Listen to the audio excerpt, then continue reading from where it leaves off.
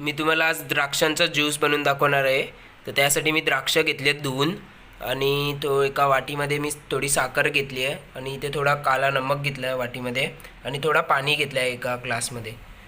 आता आपण द्राक्ष मिक्सरच्या भांड्यात टाकणार आहे. आता मिक्सरच्या भांड्यात आपण द्राक्ष पूर्ण टाकून घेतली आहेत. असं साखर घालणार आहे, एक चमचा साखर घालणार आहे. थोडं तुमच्या चवीनुसार तुम्ही साखर घालावे. आता आम्ही थोडं त्यामध्ये काला मीठ टाकून घेतलं आहे, काला नमक डाल केली आहे. आता आम्ही हे सगळं मिक्सरला लावणार आहे आणि त्यामध्ये थोडं पाणी टाकायचं आहे. तर तुम्ही बघू शकता थंड पाणी टाकले कारण का गरमी भरपूर आहे म्हणून. आता आम्ही मिक्सरला लावून घेणार.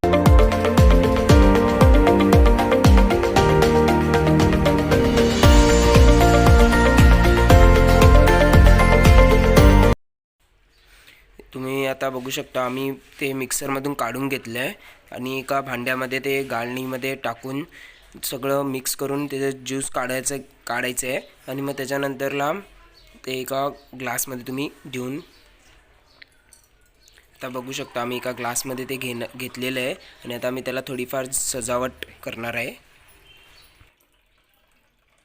तुम्ही बघू शकता आपला ज्यूस तयार झालेला आहे द्राक्षांचा.